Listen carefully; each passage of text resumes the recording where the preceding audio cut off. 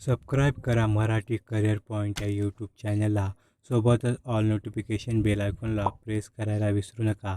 त्यामुळे येणाऱ्या नवीन व्हिडिओची नोटिफिकेशन तुम्हाला वेळेवर मिळत जाईल. विद्यार्थी मित्रांनो, मागील व्हिडिओमध्ये आपण एक सराव प्रश्न पाहिला होता. तो प्रश्न होता, हवाई दल दिन कोणत्या दिवशी साजरा करण्यात येतो? पर्याय होते 8 मे, 8 जून, 18 सप्टेंबर, 8 ऑक्टोबर. तर याचे उत्तर आहे दरवर्षी हवाई दल दिन 8 ऑक्टोबर या दिवशी साजरा करण्यात येते. प्रश्न क्रमांक 1. महाराष्ट्र पठाराला दुसऱ्या कोणत्या नावाने ओळखण्यात येते? उत्तर आहे महाराष्ट्र पठाराला दख्खन पठार म्हणून पण ओळखण्यात येते. प्रश्न क्रमांक 2.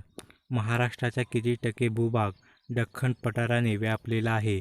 उत्तर आहे महाराष्ट्राच्या 86.7% इतका भूभाग दख्खन पठाराने व्यापलेला आहे. प्रश्न क्रमांक 3. महाराष्ट्र पठाराची निर्मिती कोणत्या खडकापासून झालेली आहे? उत्तर आहे महाराष्ट्र पठाराची निर्मिती बेसाळ या अग्निजन्य खडकापासून झालेली आहे.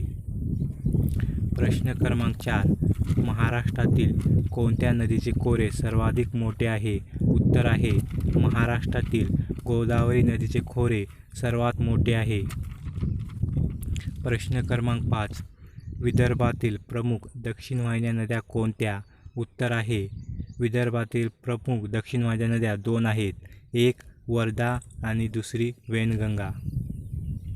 प्रश्न क्रमांक 6. वर्धा पेनगंगा यांच्या एकत्रित प्रवाहाला काय म्हणून संबोधण्यात येतात? उत्तर आहे वर्धा पेनगंगा नदीच्या एकत्रित प्रवाहाला प्राणहिता म्हणून संबोधण्यात येते. प्रश्न क्रमांक 7. ओडिसात उगम पावणारी कोणती नदी ही महाराष्ट्र व छत्तीसगडच्या सीमेवरून वाहणारी पश्चिम वाहिनी नदी आहे? उत्तर आहे ओडिसात उगम पावणारी इंद्रावती नदी ही महाराष्ट्र व छत्तीसगडच्या सीमेवरून वाहणारी प्रमुख पश्चिम वाहिनी नदी आहे. प्रश्न क्रमांक 8.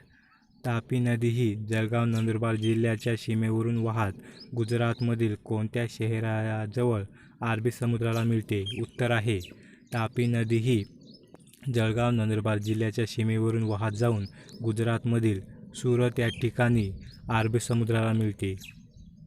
प्रश्न क्रमांक 9. कोणती नदी ही महाराष्ट्राची जीवनरेखा म्हणून ओळखण्यात येते? उत्तर आहे कोयना नदीला महाराष्ट्राची जीवनरेखा म्हणून ओळखण्यात येते. प्रश्न क्रमांक 10.